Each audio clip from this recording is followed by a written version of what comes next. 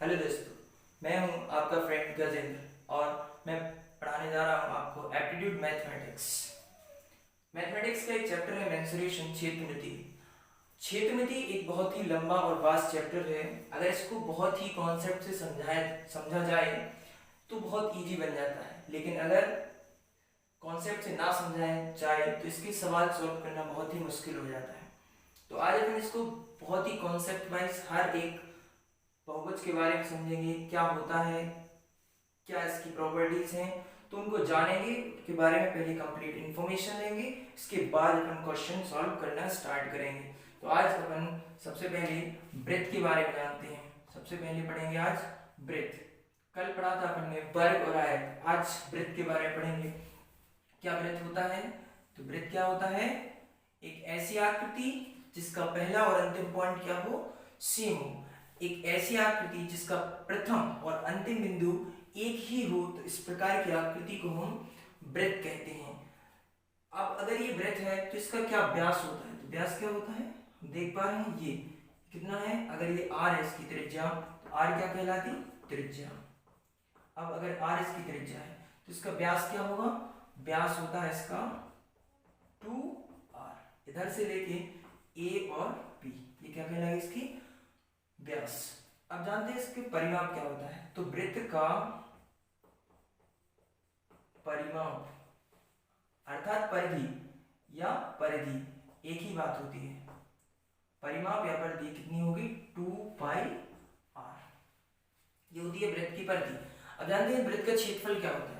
तो देखिए वृत्त का क्षेत्रफल क्या होता है। वृत्त का क्षेत्रफल क्या होता है? वृत्त का क्षेत्रफल तो हमें पता है πr², ये होता है वृत्त का क्षेत्रफल।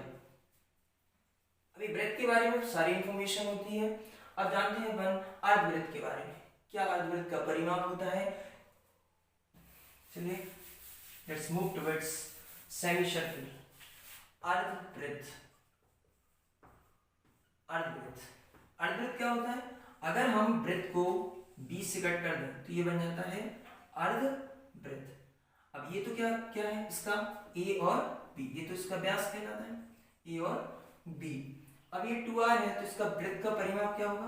अर्धवृत्त का परिमाप,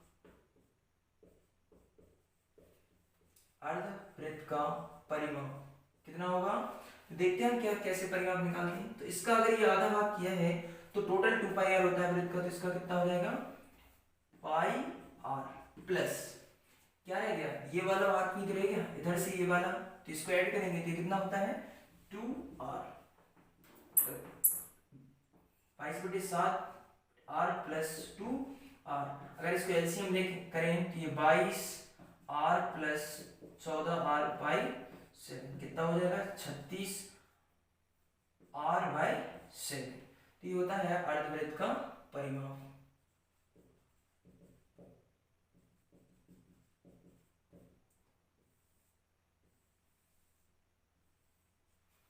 ये है अर्धवृत्त का परिमाप। चलिए अर्धवृत्त के क्षेत्रफल के बारे में जानते हैं। तो अर्धवृत्त का क्षेत्रफल क्या होगा? अर्धवृत्त का क्षेत्रफल, वृत्त का क्षेत्रफल आधा कर दें तो ये क्या बन जाएगा? अर्धवृत्त का क्षेत्रफल πr²/2, ये बन जाता है अर्धवृत्त का क्षेत्रफल। चलिए अब जानते हैं अर्धवृत्त के बारे में पूरी इंफॉर्मेशन हो गई है। अब जानते हैं समचतुर्भुज के बारे में। क्या समचतुर्भुज होता है, क्या इसकी प्रॉपर्टी है, कैसे इसका क्षेत्रफल निकालें, ये सब जानकारी। चलिए एक एक करके सारे कॉन्सेप्ट समझते हैं। पहले समचतुर्भुज के बारे में जानते हैं। तो समचतुर्भुज क्या होता है?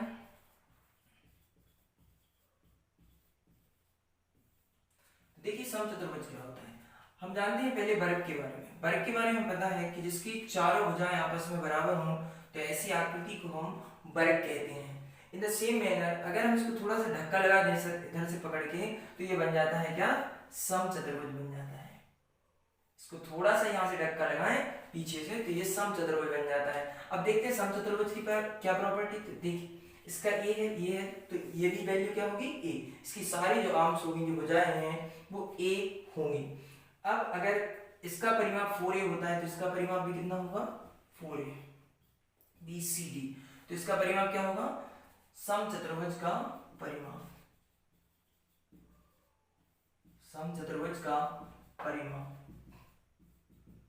4a, ये परिमाप हो गया। अब इसके क्षेत्रफल हमें पता है, ऐसी आकृति जिसके जो विकर्ण है वो 90 डिग्री पर इंटरसेक्ट करते हैं, तो इस प्रकार की आकृति को हम क्या समचतुर्भुज कहते हैं। अब हम देख पा रहे हैं कि इसके जो विकर्ण है दे आर नॉट इक्वल, वो बराबर नहीं है।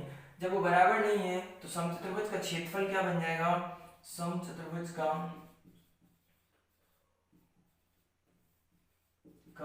क्षेत्रफल क्या हो जाएगा, देखिए 1/2 इंटू d1 इंटू d2।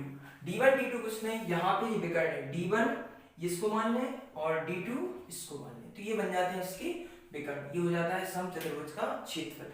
चलिए जानते हैं कैसे इसके विकर्ण के बारे में। तो हमें पता है d1 स्क्वायर और d2 स्क्वायर, अगर हम इन दोनों का स्क्वायर कर दें, दोनों का स्क्वायर कर दें तो ये किसके बराबर हो जाएगा, 2, कितना a स्क्वायर ये हो जाएगी और a स्क्वायर ये हो जाएगी, तो a square plus a square total मिला के कितनी हो जाएगी, d1 square plus d2 square equal to 4a square.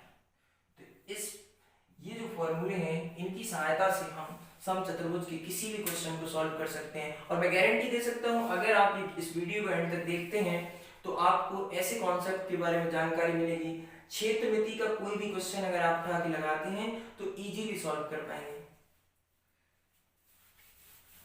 अगली आकृति जो है वो है समषट्भुज। क्या समषट्भुज होता है इसके बारे में जानकारी लेते हैं। समषट्भुज क्या होता है, तो